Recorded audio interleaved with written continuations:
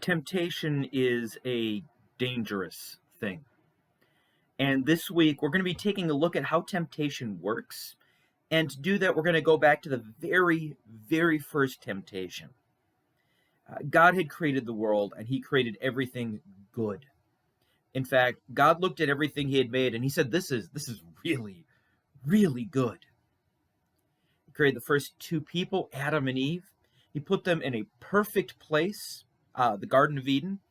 God said, you can eat whatever you want, just not from this one tree. And this one tree, it's kind of a mouthful. He says, don't eat from this tree called the tree of the knowledge of good and evil. For the day you do it, you will certainly die. And Adam and Eve were happy. They had no problem with that until a serpent appeared. Now, we know from the rest of the Bible that this isn't just some random talking snake. They weren't common as far as we know, but this serpent was actually Satan.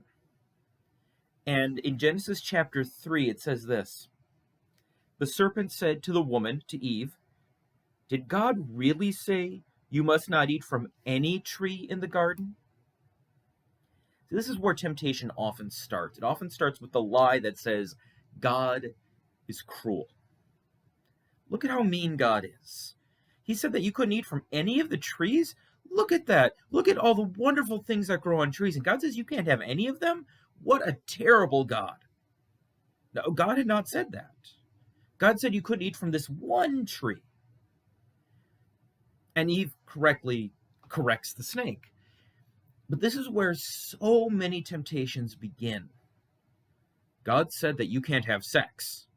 Well, no, he didn't say that. He did say that sex was to be used only within a marriage between a man and a woman, but he didn't say no to sex. God said that you can't have anything fun. Well, no. God said to stay away from sin. But you can still enjoy life and celebrate the blessings God's given you. But this is where it often starts, is by taking something God has said and making it seem so cruel and so overwhelming. Well, of course, why would you pay attention to what a cruel God like that says? So how do you fight a temptation like that? Well, first off, know what God actually said. Because if you don't know what he said, then that cruel lie, you don't know that it's a lie. So first, dig into God's word and see what God actually says. Second, know how good God is. God created the world very good, and he didn't create it just so that he could go, look at how good this is. I'm going to put humans over here so they can't have any of the good stuff.